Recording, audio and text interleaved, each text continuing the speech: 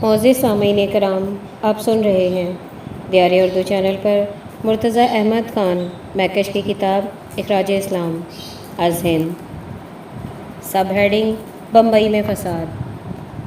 16 اگست کے یوم عمل کے موقع پر ہندوؤں نے کلکتہ میں فسادات کی مہم شروع کی تھی۔ 2 ستمبر کے یوم ماتم پر انہوں نے بمبئی میں ہڑبونگ مچا کر مسلمانوں کے خلاف اپنی دلی قدورتوں کا مظاہرہ شروع کر دیا۔ مرکز میں کانگریسی حکومت کے قیام کے باعث ہندو عوام الناس کے حوصلے بہت بڑھ گئے تھے۔ اس کے علاوہ بمبئی کے صوبے میں بھی کانگریسی حکومت براجمع تھی۔ کلکتہ کی طرح بمبئی بھی ایک ایسا شہر تھا جس میں ہندوؤں کی بھاری اکثریت آباد تھی اور مسلمان تعداد میں کم تھے۔ اس لیے ہندوؤں نے مسلمانوں کو نیچا دکھانے کے لیے کلکتہ کے بعد بمبئی کو منتخب کیا اور وہاں فسادات شروع کر دیے۔ چھرا گھونپنے، آگ لگانے اور اینٹیں برسانے کی وارداتیں عام ہو گئیں۔ 4 ستمبر کو فسادات خطرناک صورت اختیار کر گئے۔ سینکڑوں اشخاص ہلاک اور مجروح ہوئے۔ مسجدوں اور مندروں کو آگ لگا دی گئی اور بازاروں میں ہندوؤں اور مسلمانوں کی ٹولیاں ایک دوسرے کے بالمقابل صف آرا ہو کر داد شجاعت دینے لگیں۔ پولیس گولیاں چلا چلا کر اپنا کام کرنے لگی۔ اسی روز بعض ہندوؤں نے ٹیکسی میں بیٹھ کر مسلمان مزدوروں پر اندھا دھند گولیاں برسائیں۔ فسادات کا یہ سلسلہ بمبئی میں کچھ ایسا چلا کہ اس کے بعد مہینوں جاری رہا۔ کبھی چند دن کے لیے یہ فساد ہلکا ہو جاتا تھا اور پھر چند دن کے لیے بیش از بیش شدت اختیار کر لیتا تھا۔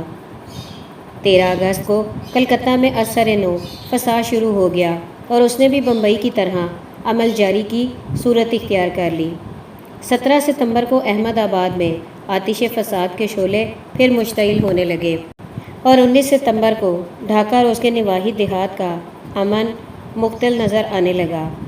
سب ہیڈنگ عبوری حکومت میں مسلم لیگ کی شمولیت۔ ماہ ستمبر 1946 میں بمبئی، کلکتہ، ڈھاکہ اور احمد آباد میں ہندوؤں اور مسلمانوں کے درمیان چھرا گھونپنے اور قتل و غارت کرنے کی جو وارداتیں شروع ہوئیں وہ ایک عملے جاری کی صورت اختیار کرتی چلی گئیں۔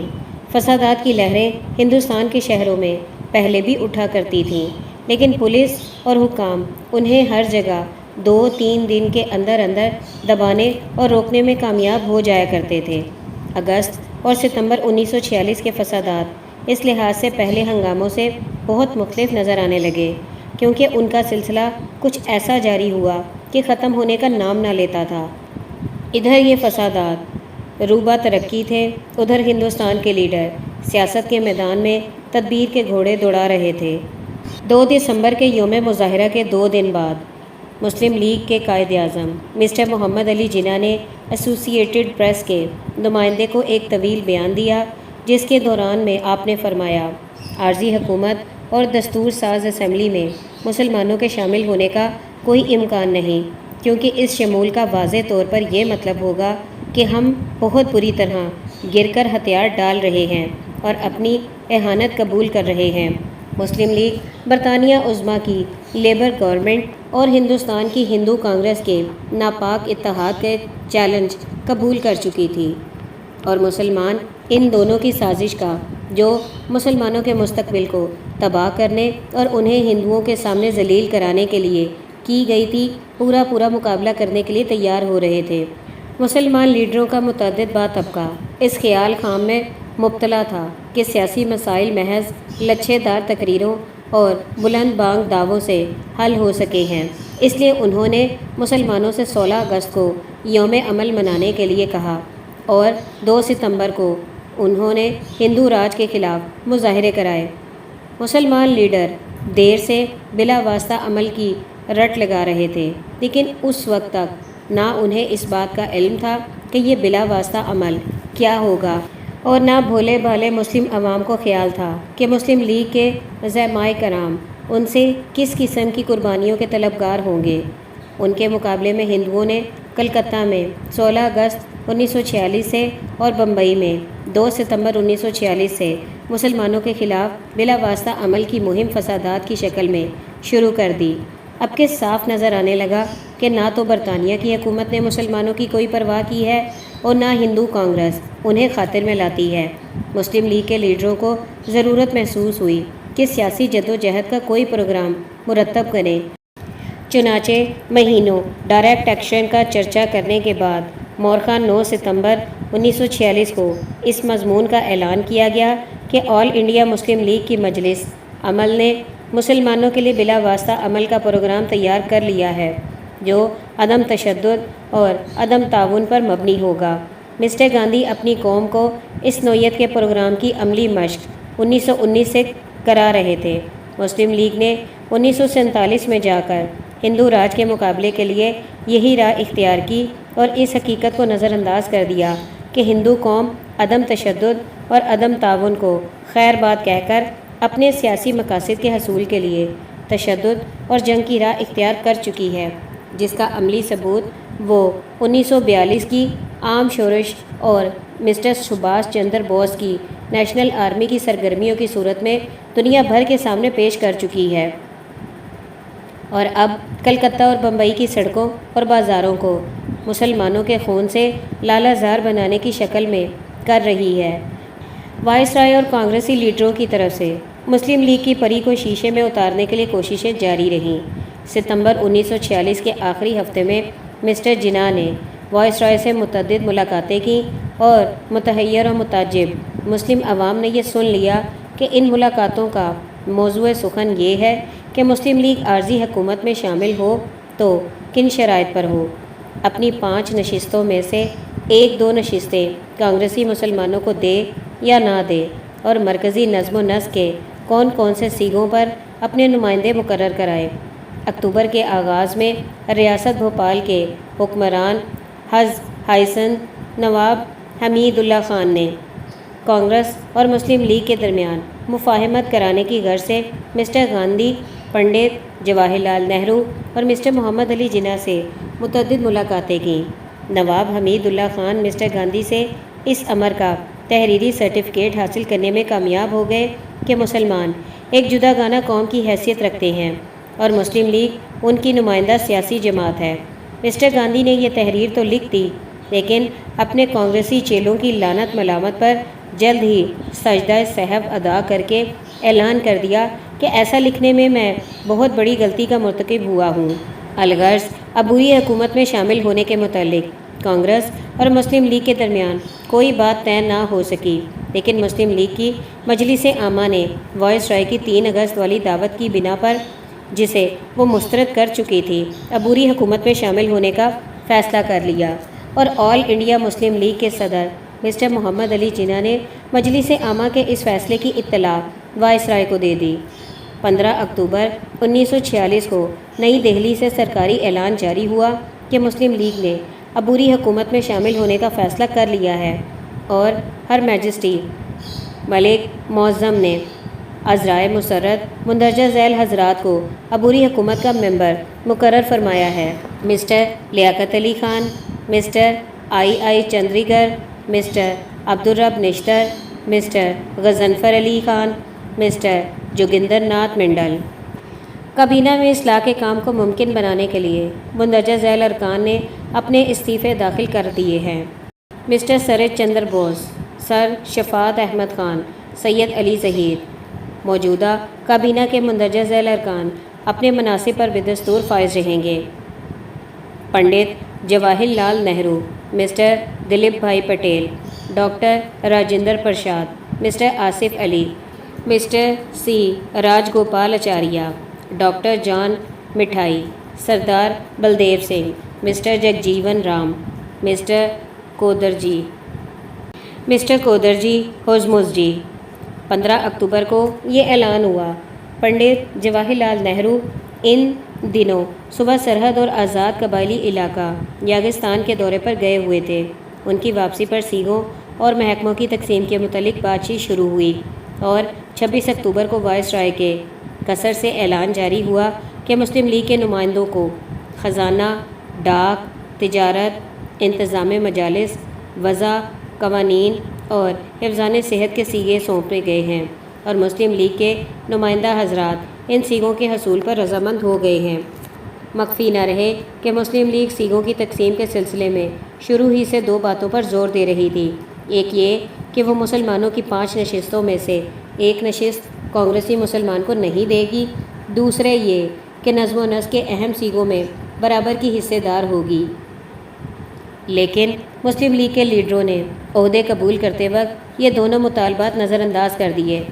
کانگریس نے عبوری حکومت میں مسٹر آصف علی کو قائم و برقرار رکھا اور مسلم لیگ نے 5ویں نشست کانگریسی مسلمان کو دینے کی بجائے اودھی جاتی اچھوت قوم کے ایک فرد مسٹر جے این منڈل کو عطا کر دی۔ جن سیگوں کا چارج لیا وہ سب کے سب غیر اہم تھے۔ کانگریس نے دفاع، صنعت و حرفت اور سپلائی، تعلیم، امور خارجہ، امور داخلہ و نشریات، خوراک و زراعت، ریلویز اور ٹرانسپورٹ اور تعمیرات و معاون کے اہم اور کلیدی سیگے اپنے ہاتھ میں رکھے۔ سب ہیڈنگ: نواکھلی، مشرقی بنگال میں ہڑبونگ، کلکتہ اور بمبئی میں خنجر زنی اور چھرا بازی کی وارداتوں کا جو لامتناہی سلسلہ علل ترتیب 16 اگست 1946 اور 2 ستمبر 1946 سے شروع ہوا تھا، ماہ اکتوبر کے دوران میں بھی برابر جاری رہا۔ ڈھاکہ کا شہر بھی کچھ عرصہ سے بدامنی کی آماج گاہ بن رہا تھا اور ادھر احمد آباد، گجرات میں بھی فرقہ وارانہ فسادات کی لہریں اٹھ رہی تھیں۔ آغاز اکتوبر میں ہز ہائنس نواب حمید اللہ خان والی بھوپال کانگریس اور مسلم لیگ کے درمیان مفاہمت کرانے کے لیے تگ و دو کر رہے تھے کہ 10 اکتوبر کو مشرقی بنگال کے ضلع نواکھلی میں فرقہ وارانہ فسادات نے عام بلوے کی صورت اختیار کر لی۔ یہ ایک ایسا ضلع تھا جس میں ہندوؤں کی بنسبت مسلمان زیادہ تعداد میں آباد تھے۔ اس ضلع کی 2 تحصیلوں فینی اور چاندپور میں مسلمان بلوائیوں کے منظم گروہ آنن فانن نمودار ہوئے، جنہوں نے ہندوؤں کے دیہات پر حملے کر کے لوٹ مار کا بازار گرم کر دیا۔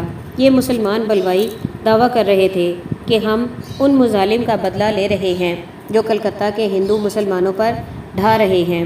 ان فسادیوں نے فینی اور چاندپور کی تحصیلوں کی ہندو آبادی کو بہت خوف زدہ کر دیا۔ کچھ قتل کی وارداتیں بھی وقوع پذیر ہوئیں اور بعض مقامات پر گھروں اور مکانوں کو بھی نظر آتش کر دیا گیا۔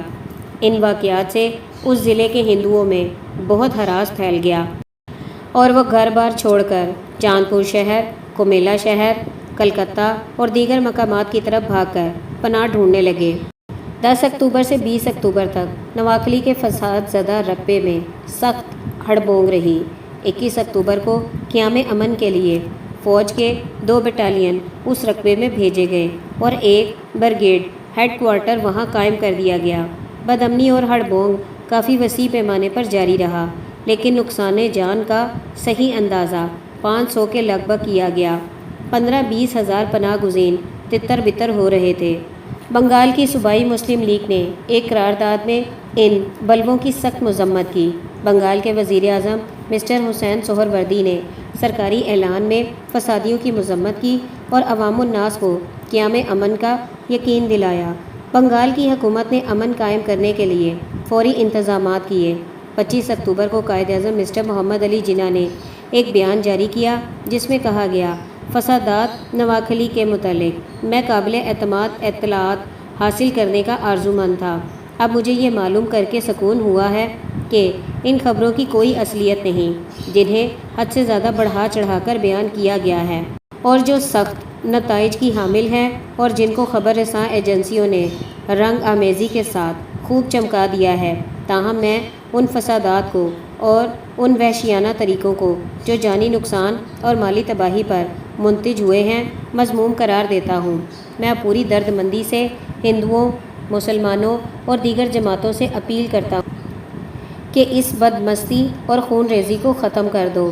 یہ صورت ہندو اور مسلمان ایسی 2 عظیم قوموں کے نام پر جو روشن تاریخ اور شاندار ماضی رکھتی ہے بدنما دھبا ہے۔ انڈین نیشنل کانگریس اور ہندو مہاسبھا کے لیڈروں نے ان واقعات پر بہت اشتعال انگیز بیانات شائع کیے۔ کانگریس کے نئے صدر مسٹر آچاریہ کرپلانی نے نواکھلی کا دورہ کرنے کے بعد سخت غیر ذمہ دارانہ بیان جاری کیا۔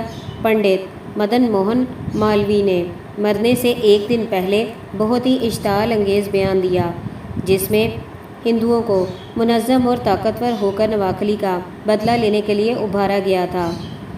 ہندو لیڈروں، ہندو اخباروں اور ہندوؤں کی خبر رساں ایجنسیوں نے ملک بھر میں اس مضمون کی داستانیں پھیلائیں کہ مسلمان ہندوؤں کو خوفزدہ کر کے انہیں جبراً مسلمان بنا رہے ہیں، ان کی عورتوں کو اپنے گھروں میں ڈال رہے ہیں یا ان سے زبردستی بدسلوکی کا برتاؤ کر رہے ہیں۔ اس قسم کے پروپیگنڈے نے جو نتائج و عواقب سے بے پرواہ ہو کر کیا گیا، ہندو عوام کو بہت متاثر کیا، اور اس پروپیگنڈے کو مزید تقویت دینے کے لیے 20ویں صدی مسیح کے سیاسی مہاتما مسٹر گاندھی نے اعلان کر دیا کہ وہ نواکھلی جا کر ہندوؤں کو ازسر نو آباد کرانے کے لیے جدوجہد کریں گے، اور جب تک ہندو وہاں امن چین سے آباد نہیں ہو جاتے وہاں سے ٹلنے کا نام نہیں لیں گے۔